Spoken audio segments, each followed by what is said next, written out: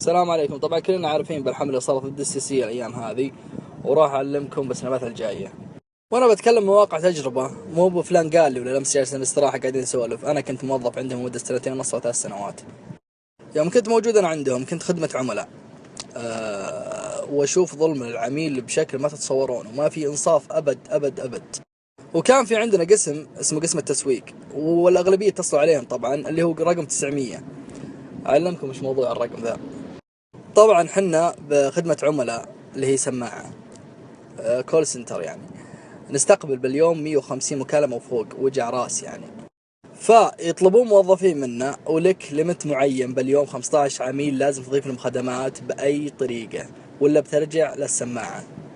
طيب تقول وش الموضوع؟ يعني عادي، تسويق عادي ذا. طبعا مجرد ما يتصل عليك ورديت، مضاف الخدمة لك غصبا عليك سواء رضيت ولا ما رضيت. انا اقول لكم شلون. طبعا مطلوب منا 15 عميل اضافه خدمات. طبعا نهايه الدوام يكون 12 عميل اضفناهم، باقي 3. لو ما اضفت رجعت السماعه بكره. فاعلمكم شو اسوي حنا. فاتصل على اقرب رقم عندي كذا، خمن استاذي فيك باقي كذا كذا. هو رد بس والله هالخدمه تبي تجيب على الفاتوره الجائيه، لانك اذا ما رديت على رقم 900 ما يقدر يضيف لك خدمات، لان اذا ضاف لك راح ياكل الموظف، لانه يرجعون تسجيل وكذا كذا، راح تطالبهم فائده اتصالات.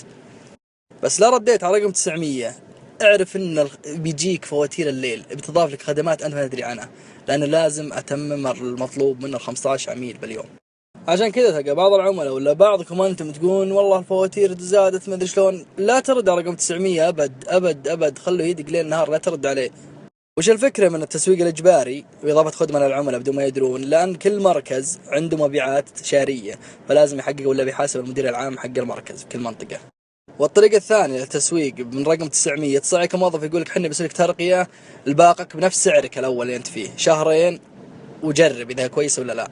طبعا مجرد ما العميل وافق، يعني كان يدفع مثلا بشرة 200 وعطيته 40 ميجا، ويدفع 200 بعد مدة شهرين بس. وش بيصير بعد شهرين؟ فبعد شهرين بيتصل العميل بيقول خلاص أنا جربت هذه ولا صلحت لي، رجعون على باقتي الأولى. فدور أحد يرجع يا عزيز العميل. فإذا اتصل علينا حاب يلغي، نقول له روح لأقرب فرع عندك، والفرع يقول له روح اتصل على 900، ويبت على الموال لين يمل العميل وخلاص تبتل معه. وسالفة إذا صار النت خربان عندك، أقول لك والله يا عزيزي طف وشغله واتصل بعد شوي، أنا أفتك منك أصلا. ما في شيء اسمه طف وشغله. فسالفة إني أقول لك طف وشغله، لأنك تتصل بعد شوي ما اشتغل بيحولونك على مركز ثاني بنجران، ما راح تتحول عندي، فهمت؟ عشان كذا بفتك منك. في بعض الباقات تعرض عليك تلقى شاملة، فبعد شهرين الشاملة ذي تفكك، كل عرض له سعر معين، ففاتورك تصير بالسماء لا طلعت. كل كلام يقول لكم إياه. ورقم 900 لا دق، لا تردون عليه نهائي. عندك شيء راح للمركز أقرب فرع عندك. ولو طلبت تأسيس رقم جديد وقالك المهندس جاء وقالك الكابينة فل، ترى كذاب. كل كابينة بحارة له 4 خطوط فاضية، الكبار المسؤولين لو سكنوا عندك. واي مشكلة تواجهك واتصلت على الأعطال قالك موظف خلاص حنا أجرنا العمل عليا وراح تشتغل معك، لا تسكر لين تشتغل، لأنه كذاب راح يحسب الوقت عليه. إنه معه بالمكالمة الواحدة 3 دقائق مع العميل، لا زاد راح يصير عليه مخالفة. فلا يصرفونكم الله يرحم والديكم. تجيك 7 مخالفات يا عزيزي الموظف راح تفصل. أنت دوامك عندك عيال، عندك مرضى، عندك مصاريف، مفصول. عشان كذا لاعبين بكم. المقاطعة اللي صارت اليوم هذه طبعا تكبلت عليهم خسائر توحش، يعني عن علم يعني موثوق عن طريق الدوام قبل تواصلت مع عيال وعرفت شو الموضوع. فلا يهمكم، لا اعلنوا قال حنا الشركة الأولى وحنا ماذا شلون، تراهم فاحطين على الريوس يعني على الرمق الأخير، بس همتكم عاد. والحمد لله الله أغنان عنهم.